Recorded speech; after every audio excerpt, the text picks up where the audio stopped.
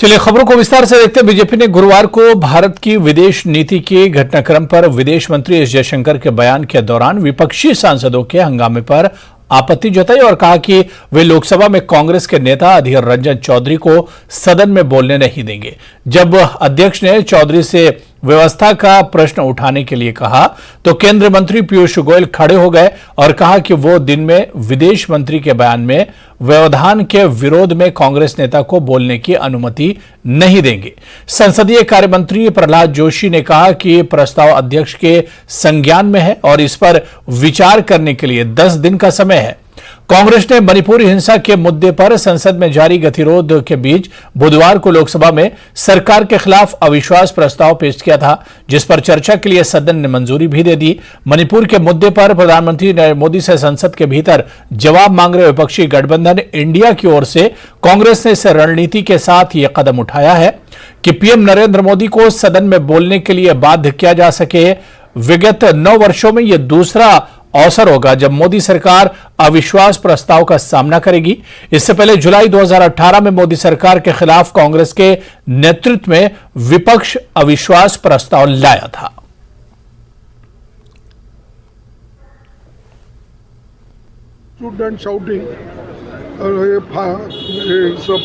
Hindustan versus what is yes, but पहले भी तो होता था। पहले भी होता था ना।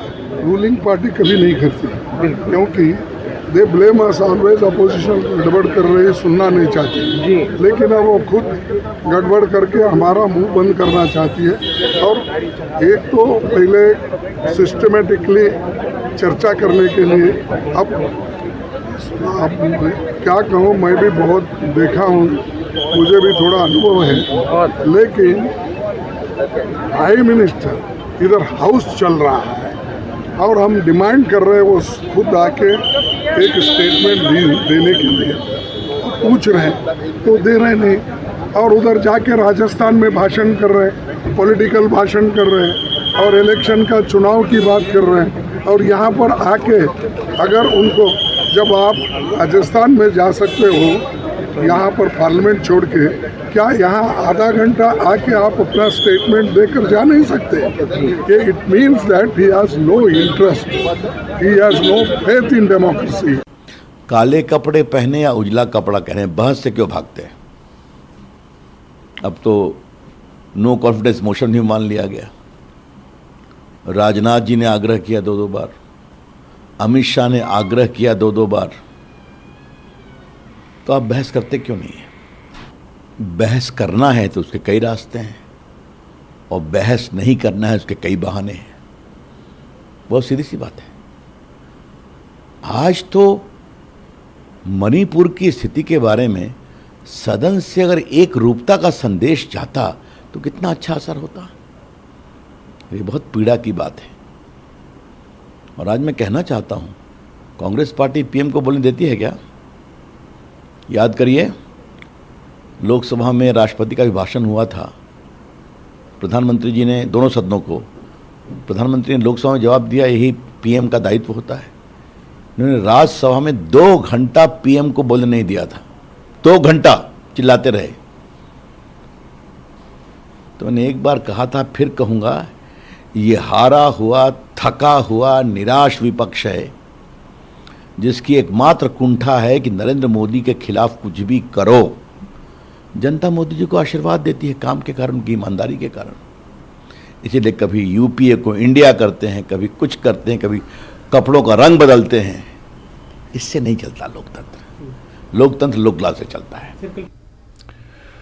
कांग्रेस के पूर्व अध्यक्ष राहुल गांधी ने यूथ कांग्रेस के कार्यक्रम को ऑनलाइन संबोधित किया। इस कार्यक्रम में उन्होंने पीएम मोदी पर निशाना साधा और आरोप लगाया कि पीएम नरेंद्र मोदी को मणिपुर से कोई लेना देना नहीं है। उन्होंने कहा कि बीजेपी आरएसएस सिर्फ सत्ता के लिए भूखी है और उसके लिए वो मणिपुर तो क्या बल्कि पूरे देश को भी जलाने से पीछे नहीं हटेगी।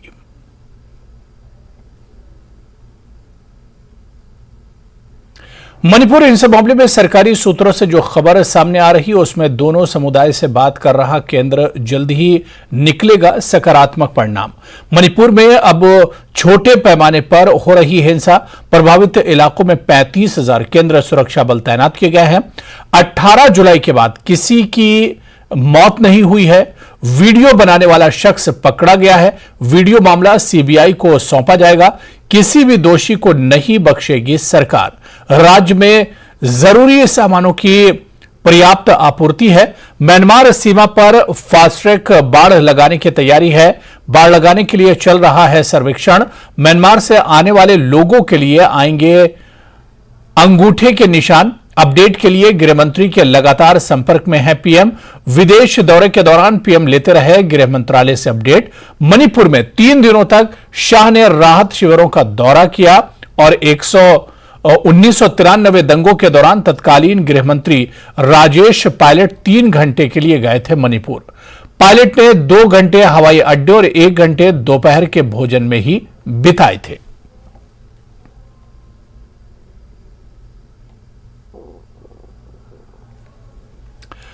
अभिनेता और लोकसभा सदस्य सनी देओल ने भारत और पाकिस्तान के बीच नफरत के लिए सियासी खेल को जिम्मेदार ठहराया है और कहा कि दोनों देशों के लोगों के दिलों में एक दूसरे के लिए समान प्यार है।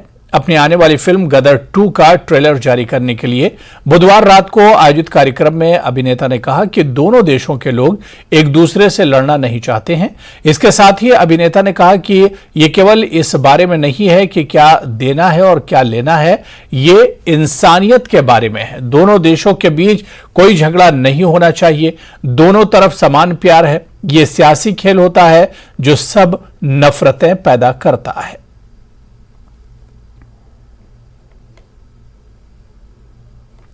मणिपुर हिंसा को लेकर विपक्ष ने सरकार पर हमले तेज कर दिए हैं। संसद में पिछले 1 हफ्ते से चल रहे हंगामे के बीच अब विपक्षी दलों ने नई रणनीति बनाई है। विपक्षी गठबंधन Indian national development inclusive alliance यानी इंडिया के घटक दलों के सांसदों का एक प्रतिनिधिमंडल अब मणिपुर दौरे पर जाएगा। बताया गया है कि 29 और 30 जुलाई को यह डेलीगेशन हिंसा प्रभावित मणिपुर का दौरा करेगा। लोकसभा में कांग्रेस के सचेतक मणिकम टैगोर ने बताया कि विपक्षी दलों के 20 से ज्यादा सांसदों का एक डेलीगेशन इस हफ्ते के आखिर में मणिपुर का दौरा कर हालात का जायजा लेगा। कांग्रेस के पूर्व अध्यक्ष राहुल गांधी ने हाल ही में मणिपुर का दौरा किया था।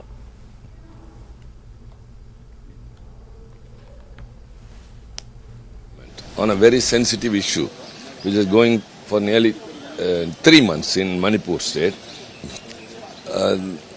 The picture that is being given to the people is that government's version that they are prepared for a discussion, and whereas we are shining out of it. No, it is not so.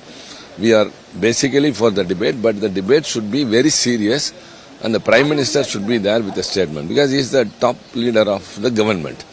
When such an incident has happened in the country, the executive is accountable to the legislature, and in that nature, the Prime Minister, respecting the Parliament, should come and make a statement, and we will be, of course, make our views, and he will reply, and there ends the matter. जब देश जल रहा है, जब मणिपुर विभाजित हो गया है, तो प्रधानमंत्री को अपनी छवि की पड़ी है। अपने अहंकार को वो ज्यादा महत्व देते हैं। उस अहंकार को तोड़ने का काम आज हम कर रहे हैं। इंडिया अलायंस के साथी सांसद हैं, वो आज काले वस्त्र पहनकर आए हैं ताकि हम लोग अपने वस्त्रों के माध्यम से भी अपना विरोध दर्ज करा सकें कि जिस प्रकार से एक निर्दयी सरकार मणिपुर के बारे में बिल्कुल भी संवेदनशील नहीं है, मणिपुर के विषय में संज्ञान लेने को तैयार नहीं है, उस सरकार को अपने वस्त्रों के माध्यम से भी, इस काले कपड़े के माध्यम से भी मैसेज पहुंचाएं कि अपनी नींद से जागो, सत्ता के नशे से बाहर आओ। और एक प्रयास है मणिपुर के लोगों के साथ खड़े होने का, कंधे से कंधे मिला के खड़े होने का। इस साल के आखिर में होने वाले विधानसभा चुनाव के मद्देनजर बहुजन समाज पार्टी ने राजस्थान में ताल ठोका। बसपा ने सबसे पहले 3 उम्मीदवारों के नामों का ऐलान किया है। धौलपुर, नदबई और नगर विधानसभा सीट के लिए अपने प्रत्याशियों के नामों की सूची जारी की है। साल 2018 में हुए विधानसभा चुनाव में बीएसपी को 6 सीटों पर जीत मिली थी। पिछले कुछ दिनों से बसपा सुप्रीमो मायावती लगातार अशोक गहलोत सरकार पर हमलावर हैं। बसपा वनावी रणनीति के राजस्थान के ग्रामीण क्षेत्रों में गांव-गांव और घर-घर जाने की तैयारी में है। बसपा दलित वोटर्स पर अपना पूरा फोकस भी कर रही है।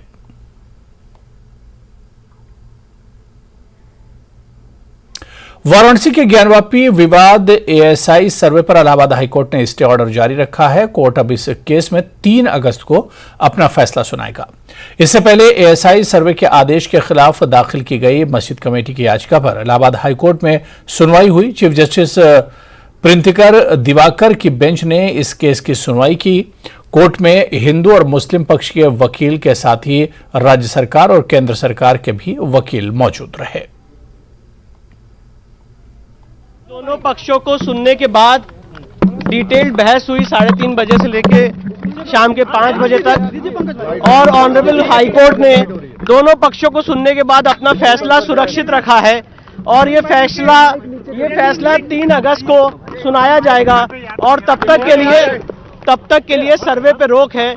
इस फैसले को जो ऑनरेबल इलाहाबाद हाई कोर्ट की सिंगल बेंच है वो 3 अगस्त को सुनाएगी और तब तक के लिए सर्वे पे रोक लगाई गई है। ऑनरेबल इलाहाबाद हाई कोर्ट ने आज जो मुस्लिम पक्ष की पिटीशन थी उसमें जजमेंट रिजर्व कर लिया है। और आपकी सबसे बड़ी दलील क्या थी विष्णु जी? देखिए, हमारी सबसे बड़ी दलील ये थी कि जो तथाकथित मस्जिद की वेस्टर्न वॉल है वो ये कह रही है कि ये हिंदू मंदिर की दीवारें हैं और जो कमीशन की कार्रवाई के दौरान 6, 7 मई और 14, 15 और 16 मई को चीजें हमें मिली थी वो सारी बातें हमने कोर्ट के सामने रखी और जो कमीशन किसी भी स्टेज पे जारी हो सकता है इसके लिए केस लॉज भी रिलाई किए। कमीशन की बात आई थी, हमने एंड में ये बोला था कि इस समय ऑनरेबल कोर्ट को कमीशन जारी करना चाहिए और डिस्ट्रिक्ट कोर्ट के ऑर्डर में कोई इन्फॉर्मिटी नहीं, कोई गलती नहीं है।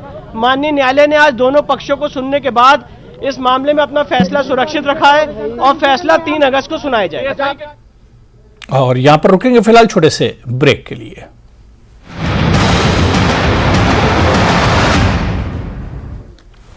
States, 1200 plus report. जैसलमेर की पोखरण थाना पुलिस ने 7 माह बाद लूट की वारदात का खुलासा किया। पुलिस ने लगातार सर्च अभियान चलाकर 6 आरोपियों को गिरफ्तार करने में सफलता हासिल कर ली है। उदयपुर के सबेना थाना पुलिस ने कार्रवाई करते हुए दिन के समय सोने मकानों में चोरी करने वाले शातिर चोर को गिरफ्तार किया है। पुलिस ने चोर के कब्जे से चोरी का 6 तोला सोना और 250 ग्राम चांदी के जेवर भी बरामद कर लिए। जालोर जिला पुलिस अधीक्षक के निर्देशन में जिले की पुलिस थानों द्वारा अलग अलग मामलों में वांछित अपराधियों को गिरफ्तार किया गया। पुलिस थाना सरवाना, जसवंतपुरा, बागरा, चितलवाना, झाब द्वारा वांछित आरोपियों के विरुद्ध कार्रवाई की गई। बांसवाड़ा में मुहर्रम पर्व के तहत ढोल नगाड़ों के साथ मेहंदी का जुलूस निकला, जिसमें बड़ी संख्या में सम्मिलित युवाओं और समुदायजनों ने इमाम हुसैन की शहादत की याद में मातम मनाया। चुरू के रतननगर थानांतर्गत गांव में पिता से बदला लेने के लिए उसकी 2 साल की मासूम बच्ची को अगवा कर दबंगों द्वारा हैवानियत करने का मामला सामने आया। इसके बाद गांव की महिलाओं के सब्र का बांध टूट गया। वो बच्ची को लेकर महिला थाने पहुंची और 3 नामजद आरोपियों के खिलाफ मुकदमा दर्ज कराया। राजसमंद जिले के देलवाड़ा थाना इलाके में स्थित अनंता अस्पताल के सामने निर्माणाधीन मकान में उस समय अफरा तफरी मच गई जब रात के समय मजदूर को अचानक तेंदुए का सामना करना पड़ा। इसके बाद वन विभाग की टीम को सूचना दी गई। सिरोही के गोयली ग्राम पंचायत में अनियमितताओं का आलम देखने को मिल रहा है। लगातार हो रही बारिश के कारण गांव के बेकवालवास चित्रवास नगर में कई जगहों पर जल भराव और गंदगी का आलम देखने को मिल रहा है। अलवर के अकबरपुर थाने में थानाधिकारी ने मुस्लिम त्योहार मुहर्रम पर शांति व्यवस्था बनाए रखने के लिए CLG सदस्यों की बैठक ली। मुहर्रम के त्योहार को देखते हुए दोनों ही सुप्रीम कोर्ट ने ईडी के निदेशक संजय मिश्रा का कार्यकाल 15 सितंबर तक बढ़ा दिया है। कोर्ट ने साफ किया है कि इसके बाद उनके सेवा विस्तार का कोई आवेदन स्वीकार नहीं होगा। इससे पहले कोर्ट ने उन्हें 31 जुलाई को पद से हटाने के लिए कहा था, लेकिन केंद्र सरकार ने FATF रिव्यू का हवाला देते हुए उन्हें 15 अक्टूबर तक पद पर बनाए रखने का अनुरोध किया था। कहना क्या, हमको तो एक्सेप्ट करना है। आदेश हुआ है माननीय न्यायालय का, हम लोगों ने आपत्ति उठाई थी।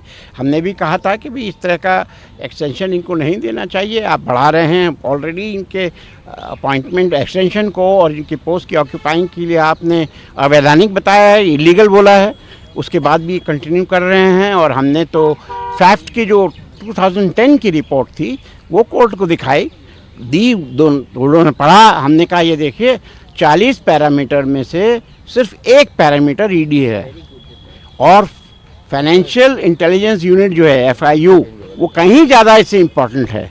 उसका हमने कार्य क्षेत्र बताया FIU का क्या है, उसका समन्वय है, उसका जितने भी इंटेलिजेंस एजेंसीज हैं in relation to funding the terrorist और मनी लॉन्ड्रिंग और अदर फाइनेंशियल ऑफेंसेस।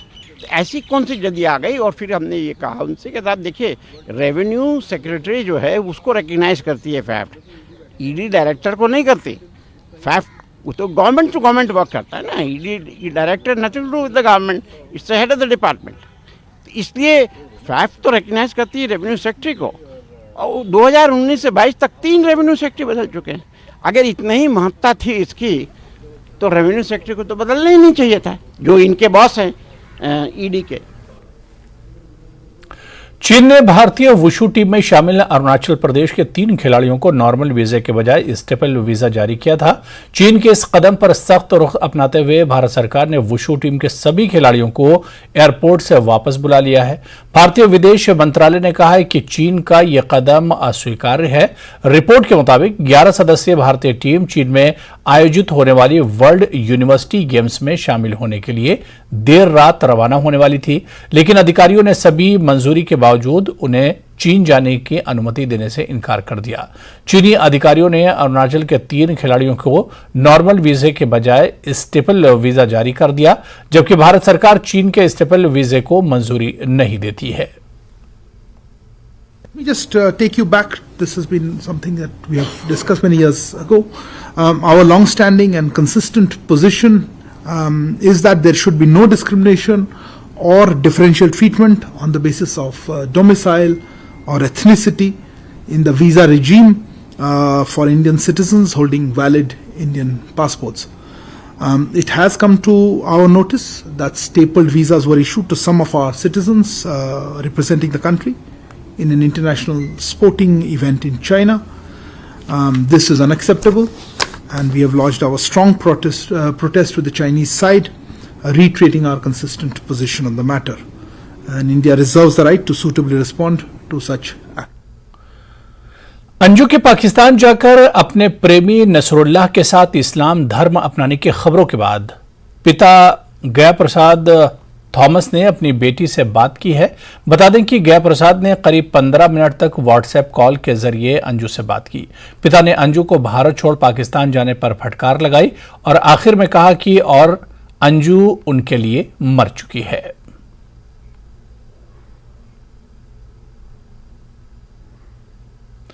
सीमा हैदर से मिलने के लिए परमिशन की जरूरत नहीं, पाकिस्तान ने MEA से मांगा है काउंसलर एक्सेस। पाकिस्तानी आई सीमा हैदर से मिलने के लिए किसी के आदेश की जरूरत नहीं है। दरअसल पाकिस्तान ने सीमा हैदर तक राजनयिक पहुंचने के लिए विदेश मंत्रालय से इजाजत मांगी थी, जिसका अब तक कोई जवाब नहीं दिया गया है।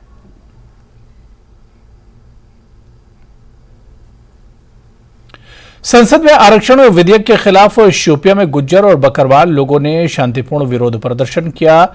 इन 2 समुदायों के सैकड़ों लोग शोपियां बस स्टैंड पर जमा होकर भाजपा सरकार और संसद में बिल का समर्थन करने वाले सांसद गुलाम अली खटाना के खिलाफ नारे लगाए। कॉन्स्टिट्यूशन ने दिया था, ये हमें जम्मू कश्मीर की असेंबली ने दिया था 91 के अंदर। पहाड़ी किस एंगल से एसटी का स्टेटस डिजर्व करता है, वो किसी भी एंगल से नहीं करता है। हम इस बिल को अपोज करते हैं और हमारे कुछ लीडरों ने गुजरों के साथ गद्दारी की है। उनको हमने एमपी बनाया, असेंबली का मेंबर बनाया। आज हमारे जाकर एसटी का सौदा कर दिया तुम लोगों ने। तुम लोगों को शर्म तक नहीं आई। मुर्दाबाद बोलो, मुर्दाबाद, मुर्दाबाद, ये 100-150 नौजवान शुपियान को जो आए, ये शुपियान के 30 लाख जो है गुज्जर हैं। आप ये मानो ये नौजवान आएंगे, यूथ के पास पावर्स है। हम सारे नौजवान जो है दिल्ली तक जाएंगे, अपने हकूक की जो जंग है उसको लड़ेंगे इंशाअल्लाह। कैबिनेट मंत्री जगत सिंह नेगी और रोहित ठाकुर ने ऊपरी शिमला में आपदा प्रभावित क्षेत्रों का दौरा किया और राहत कार्यों का जायजा लिया। इस दौरान न्यूज 18 से बातचीत में बागवानी मंत्री जगत सिंह नेगी ने कहा कि सेब सीजन को देखते हुए अवरुद्ध पड़े सभी मार्ग जल्द बहाल किए जाएंगे, जबकि शिक्षा मंत्री रोहित ठाकुर ने कहा कि आपदा प्रभावितों की हर संभव मदद की जाएगी। ऊपरी शिमला से जिस तरह से खबरें निकलकर आई है, यहाँ भी भारी तबाही हुई है। और जो जायजा लिया है, आज 2 मंत्री जो है जायजा लेने आए थे। ठियोग से इन्होंने जो है शुरू किया था। और ये आपसे जानना चाहेंगे, आप ठियोग गए, आपने कोटखाई का इलाका देखा, खलटू नाला आप गए और अभी आप बागी पहुंचे हैं। क्या आंकलन आपने किया है और सबसे ज्यादा जरूरत इस वक्त क्या है लोगों को राहत देने की? ये जो सबसे जरूरी तो है सड़क संपर्क की बहाली हो। इसमें जो है भारी नुकसान के बावजूद जिस स्तर पे काम हुआ है वाकई सराहनीय है, क्योंकि ज्यादातर जो मेन रोड्स हैं कम से कम उसमें यातायात बहाल है। बेशक कई जगह पे अभी सिंगल है, पर अब शीघ्र जो है जगह जगह पे काम चला हुआ है, युद्ध स्तर पे काम चला हुआ है और जल्द से जल्द जो इंटरनल रोड्स हैं वो भी जो है बहाल किए जाएंगे। और दूसरी बात जो है, ज्यादातर इस इलाके में जो है ज्यादातर बगीचों का बहुत नुकसान हुआ है। लोगों के बगीचे बह गए हैं पूरे के पूरे। जो है कई बेचारे जो है बिल्कुल जिनको लैंडलेस में जमीन मिली दोबारा से लैंडलेस हो गए हैं। तो ये एक चिंता का विषय ही है।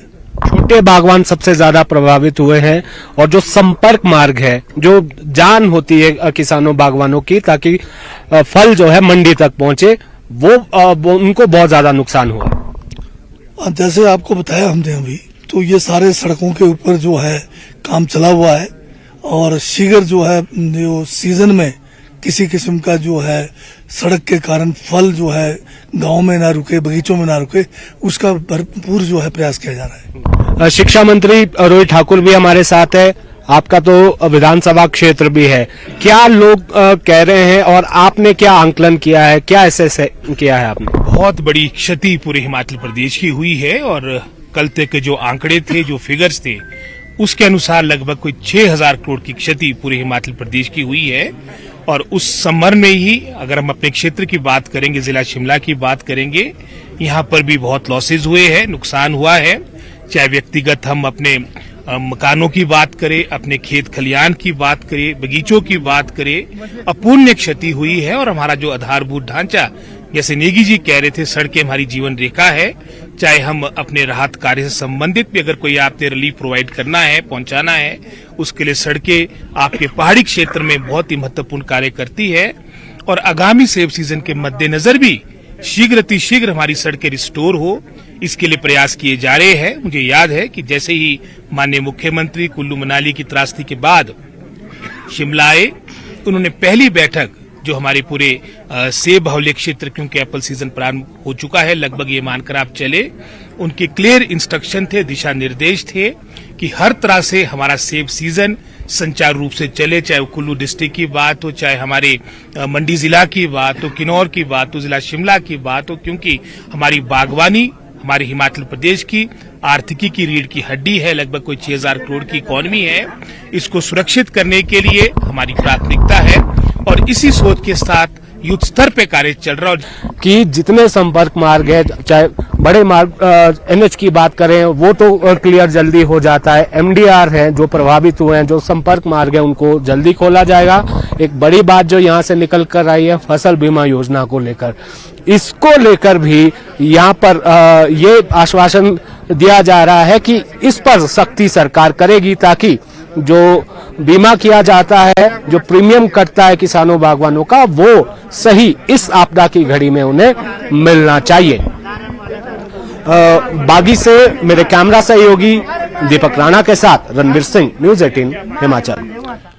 उधर चंबा के होली इलाके में फिर बादल फटा है। यहां बादल फटने से मशीतर नाले में बाढ़ आ गई है, जिससे दुकान और कई घराट बह गए हैं। अभी भी कई घरों पर खतरा मंडरा रहा है।